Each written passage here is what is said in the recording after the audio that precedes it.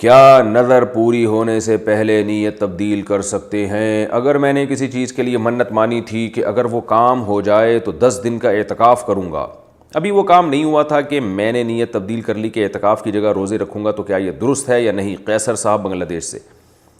دیکھیں، اگر آپ نے منت مانی تھی اور زبان سے منت کے الفاظ کہے تھے کہ فلاں کام ہو گیا تو 10 دن کا اعتکاف کروں گا، تو آپ کو اعتکاف کرنا پڑے گا اور اس منت کو آپ چینج نہیں کر سکتے۔ کیا تبلیغی جماعت میں جانا ضروری ہے؟ میں تبلیغی جماعت میں جانا چاہتا ہوں، کیا جماعت میں جانا قرآن و حدیث کی روح سے ضروری ہے یا نہیں؟ عبداللہ صاحب انڈیا سے۔ دیکھیں، اپنی اصلاح کرنا قرآن و حدیث کی روح سے ضروری ہے، کوئی باقاعدہ قرآن و حدیث میں تبلیغی جماعت میں جانے کا حکم دیو ایسا نہیں ہے، لیکن اپنی اصلاح کرنا ضروری ہے۔ تو تبلیغی جماعت میں ہم نے دیکھا ہے کہ بہت زیادہ لوگوں کی اصلاح ہوتی ہے، بہت زیادہ فائدہ ہوتا ہے۔ تو جس کی اصلاح اس پر موقوف ہے، جس کو پتہ ہے کہ میں تبلیغ میں جاؤں گا تو میری اصلاح ہوگی، تو اس کے لیے تبلیغ میں جانا فرض ہے۔ اس لیے فرض ہے کہ اس کو پتہ ہے کہ میری اصلاح اس کے بغیر ممکن نہیں ہے۔ وجہ اس کی یہ کہ تبلیغی جماعت میں ایک ماحول دیا جاتا ہے، اور ماحول کا یعنی اپنی اصلاح کے لیے ماحول کو چینج کرنا یہ قرآن و حدیث سے ثابت ہے۔ رسول اللہ صلی اللہ علیہ وسلم نے پچھلی امت میں ایک مثال دی ہے کہ ایک شخص نے 99 انسانوں کا قتل کیا، بلکہ 100 انسانوں کا قتل کیا، تو عالم سے پوچھا اللہ میری توبہ قبول کر سکتا ہے؟ انہوں نے کہا ہاں، لیکن یہاں نہ رہو بلکہ فلاں بستی انطلق الی ارض کذا وکذا فإن بها اناسا یعبدون اللہ فاعبد اللہ معهم، فلاں لوگوں کے پاس جا کے رہو، وہ نیک لوگ ہیں۔ ان عالم کو پتہ تھا کہ یہ اسی علاقے میں رہا تو دوبارہ گناہ ہوگا اس سے۔ تو اس حدیث سے پتہ چلتا ہے کہ جب آپ کسی گناہ سے توبہ کرتے ہیں یا کرنا چاہتے ہیں تو نیک لوگوں میں رہنا ضروری ہے۔ ایسی جگہ پہ تو تبلیغ میں آپ کو ایک صحبت ملتی ہے، اچھے لوگ ملتے ہیں، ہر وقت اللہ رسول کی بات ہوتی ہے، اللہ سے ہونے کا یقین، غیر اللہ سے نہ ہونے کا یقین۔ تو ان سب چیزوں سے، ماحول سے انسان جو ہے نا آہستہ آہستہ بننا شروع ہوتا ہے۔ تو اس لحاظ سے ضروری کہا جاتا ہے، ورنہ کوئی صراحتاً ایسا نہیں ہے کہ جو نہیں جائے گا وہ گناہ گار ہوگا، ایسا نہیں ہے۔ مسلم خاتون کا ڈاکٹر کا پیشہ اختیار کرنا۔ میں امریکہ میں اپنی فیملی کے ساتھ مطمئن زندگی بسر کر رہا ہوں۔ میری بیگم شعبہ صحت میں اعلیٰ تعلیم یافتہ ہے، وہ باحجاب طریقے سے اپنی تعلیم کا پیشہ ورانہ استعمال کر کے یعنی ڈاکٹری کے ذریعے مسلمانوں کے کام آنا چاہتی ہے۔ اس بارے میں شریعت کی روح سے ہماری رہنمائی فرمائیں۔ شاہد مسلم امریکہ۔ بھائی آپ کی وائف بڑی خاندانی ہے ماشاءاللہ، پردے کے ساتھ رہ کر مسلمانوں کی خدمت کرنا چاہتی ہیں میڈیکل سائنس میں، تو ظاہر ہے شعبے میں خواتین کو ضرورت ہے نا کہ ڈاکٹر ہوں، تو اگر وہ شریعت پہ کی حدود پر قائم رہ کر یہ پیشہ اختیار کر سکتی ہیں تو نہ صرف جائز ہے بلکہ انشاءاللہ باعث ثواب ہے۔ نبی صلی اللہ علیہ وسلم نے بلکہ قرآن میں ہے بلکہ کہ جس نے ایک انسان کی جان بچائی فکأنما احیا الناس جمیعا، تو ایسے ہی جیسے سارے انسانوں کی جان بچائی۔ تو ڈاکٹر تو بہت سے انسانوں کی جان بچاتا ہے، اور خاص طور پہ مسلمان ڈاکٹرز جب ہوں گی فیمیل، تو جو مسلمان خواتین ہیں وہ میل سے علاج کرانے پر مجبور ہوتی ہیں، جہاں پردے کی پابندی نہیں ہوتی، تو وہ فیمیل ڈاکٹر سے علاج کرائیں گی، ان کا بھی فائدہ ہوگا اس میں۔ کیا ناظرہ مکمل کیے بغیر خود سے قرآن پڑھ سکتے ہیں؟ میں نے قرآن مکمل نہیں کیا تھا، صرف 2 یا 3 پارے پڑھے تھے، اب کیا میں باقی قرآن کو اپنے طور پہ پڑھ سکتا ہوں یا نہیں؟ ارمان صاحب بھوپال سے۔ اگر 2-3 پارے آپ نے پڑھ لیے اور پڑھنا آگے آپ کو، تو باقی اخپل طریقے سے پڑھ لیں، یعنی خود سے پڑھ لیں آپ، اور اگر ابھی تک نہیں آیا ہے تو پھر کسی قاری صاحب سے پڑھیں۔ طلاق کا کوئی گواہ نہ ہو تو بیوی کیا کرے؟ احمد انصاری۔ اگر شوہر بیوی کو طلاق دے دے جس کا کوئی گواہ نہ ہو، اور اس کے بعد شوہر انکار کر دے کہ میں نے طلاق نہیں دی، اور بیوی اس بات پر مصر ہو کہ طلاق دی ہے، تو کیا طلاق ہو جائے گی؟ نیز اگر اس طلاق کے بعد بیوی خلا لے لے تو کیا اس کی عدت ہوگی یا نہیں؟ یہ کیسز ہوتے ہیں، بعض دفعہ شوہر بیوی کو طلاق دیتا ہے اور بعد میں مکر جاتا ہے، تو یاد رکھیں اگر عورت نے اپنے کانوں سے صاف اور واضح لفظوں میں طلاق کا لفظ سنا ہے، اور 3 طلاقیں سنی ہیں یا طلاق بائن سنی ہے واضح لفظوں میں، بعض دفعہ عورتوں کو وہم ہو جاتا ہے، تو 100% عورت کو یقین ہے، وہ قسم اٹھا کے کہہ سکتی ہے کہ میرے میاں نے مجھے طلاق دی ہے، تو بے شک شوہر کے پاس گواہ نہیں بھی ہو تو یہ عورت اپنے شوہر پہ حرام ہو جاتی ہے، اور اس عورت پر لازم ہے کہ کسی بھی طرح سے اپنی جان چھڑائے اس آدمی سے۔ 3 طلاقیں اکٹھی دے دیں اور شوہر مکر گیا تو عورت پر واجب ہے کہ وہ جان چھڑائے اپنی، اور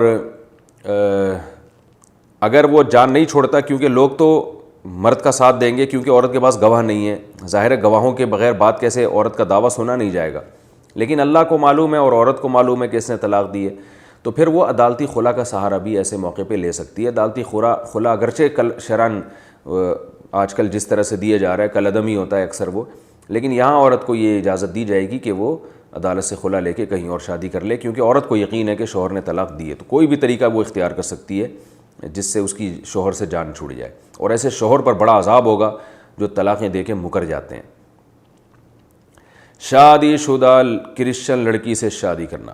میں ایک لڑکی سے شادی کرنا چاہتا ہوں لیکن وہ کرسچن ہے اور پہلے سے شادی شدہ ہے، مگر وہ 10 سال سے اپنے شوہر کے ساتھ نہیں رہتی، کیا میری اس سے شادی ہو سکتی ہے یا نہیں؟ کیا مجھے اس کے لیے اپنی بیوی سے اجازت لینی ہوگی؟ محمد عارف دہلی سے۔ دوسری شادی کے لیے پہلی بیوی سے اجازت لینا تو ضروری نہیں ہے، بس اس شرط کے ساتھ جائز ہے کہ آپ دونوں کے حقوق ادا کریں، پہلی بیوی کے حقوق متاثر نہ ہوں اس سے۔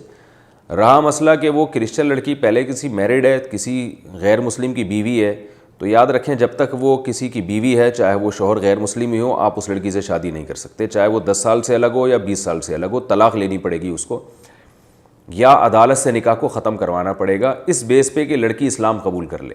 اور اگر لڑکی اسلام نہیں قبول کرنا چاہتی ہے، کرسچن مذہبی پہ ہے، تو جب تک اس کو طلاق نہیں ہوتی اور ان کے مذہب کے مطابق ان کا نکاح ختم نہیں ہوتا، یہ عدالت کے تھرو نکاح ختم نہیں ہوتا، آپ اس لڑکی سے نکاح نہیں کر سکتے۔ بینک میں سودی اکاؤنٹ کھلوانا کیسا ہے؟ میرا بینک اکاؤنٹ ہے جس پر سود لگتا ہے، ایسے بینک میں اکاؤنٹ کھلوانا جائز ہے یا نہیں؟ جبکہ یہاں کوئی اسلامی بینک نہیں ہے، نیز جو رقم سود سے ملی ہے اس کا کیا کرنا چاہیے؟ ساقون خان میوات انڈیا۔ بلا ضرورت شدیدہ سودی بینک میں اکاؤنٹ کھلوانا حرام ہے، ناجائز ہے، اور اگر کوئی مجبوری ہو، جیسے آپ بتا رہے ہیں مجبوری ہے، تو پھر ایسی صورت میں کرنٹ اکاؤنٹ کھلوائیں، سودی اکاؤنٹ پھر بھی نہ کھلوائیں، اور اگر پھر بھی سودی کھلوا دیا تو اسے بند کر کے کرنٹ میں پیسے لے کر آئیں، اور جو سود آپ کو مل رہا ہے اس دوران وہ سود آپ بینک سے لیں اور ثواب کی نیت کے بغیر صدقہ کر دیں اس کو۔ نیک آدمی کا مصیبت میں گرفتار ہونا کیسا ہے؟ ایک بندہ 5 ٹائم نماز پڑھتا ہے اور حقوق اللہ حقوق العباد کا بہت دھیان رکھتا ہے، تہجد گزار بھی ہے، لیکن اس کے جسم سے اسمیل آتی ہے، کیا یہ کسی گناہ کی علامت ہے یا آزمائش بھی ہو سکتی ہے؟ ساجد صاحب انڈیا سے۔ بھئی یہ ضروری نہیں کوئی گناہ ہو، یہ اللہ کی طرف سے ہوتا ہے، بعض لوگوں کے ساتھ آزمائش ہے تو اسمیل آتی ہے، اس کا علاج کریں، نہیں ہوتا تو صبر کریں، ہر پریشانی پر اللہ گناہ معاف کرتے ہیں، تو ان کے لیے یہی ایک آزمائش ہے، یہ اگر صبر کریں گے تو اس پر انشاءاللہ ان کے گناہوں کو معاف کریں گے۔ سورہ توبہ درمیان سے پڑھیں تو بسم اللہ کا حکم۔ سورہ توبہ سے پہلے بسم اللہ نہیں پڑھی جاتی، لیکن اگر درمیان سے کوئی آیت تلاوت کریں یا 10واں پارہ مکمل کرنے کے بعد اگلے دن 11واں پارہ پڑھنا شروع کریں تو اس میں بھی بسم اللہ نہیں پڑھی جائے گی یا کیا حکم ہوگا؟ انیق اختر گوجرانوالا سے۔ سورہ توبہ جب شروع کی جائے، دیکھیں سورہ توبہ سے پہلے جو بسم اللہ نہیں پڑھی جاتی اس کا اصول یاد رکھیں، آپ اس سے پچھلی والی سورت پڑھتے پڑھتے آپ نے ختم کی، اب اسی دوران سورہ توبہ شروع کر رہے ہیں تو آپ بسم اللہ نہیں پڑھیں گے، اس کے علاوہ جتنی صورتیں ہیں سب میں بسم اللہ پڑھی جائے گی۔ مثلا سورہ توبہ آپ درمیان سے شروع کرتے ہیں تو بھی بسم اللہ پڑھی جائے گی، سورہ توبہ آپ ابتدا سے شروع کرتے ہیں مگر تلاوت بھی آپ نے ابھی شروع کی ہے، یعنی آپ اسی وقت قرآن لے کے بیٹھے ہیں تو پھر اعوذ باللہ من الشیطان الرجیم بسم اللہ الرحمن الرحیم یہ پڑھ کے سورہ توبہ شروع کریں۔ یہ والی جو بسم اللہ سورہ توبہ والی نہیں ہوگی بلکہ یہ تلاوت شروع کرنے والی بسم اللہ ہوگی، کیونکہ ابھی آپ نئے سرے سے تلاوت شروع کر رہے ہیں تو اس لیے اس میں بسم اللہ پڑھی جا سکتی ہے۔ ہاں سورہ انفال آپ نے ختم کی اور اسی دوران اب اسی وقت آپ نئی سورہ شروع کر رہے ہیں سورہ توبہ، تو یہاں بسم اللہ نہیں پڑھی جائے گی، اس کے علاوہ میں نے بتایا جتنی صورتیں اس میں بسم اللہ پڑھنی چاہیے۔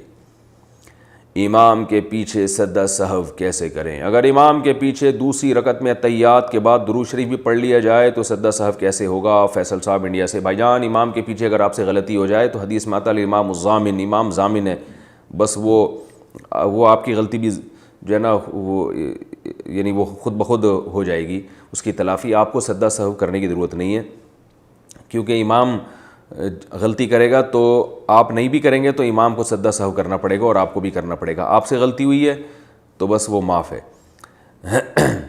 بشرطے کہ واجب چھوٹا ہو، فرض چھوڑ دیا تو ایک الگ بات ہے۔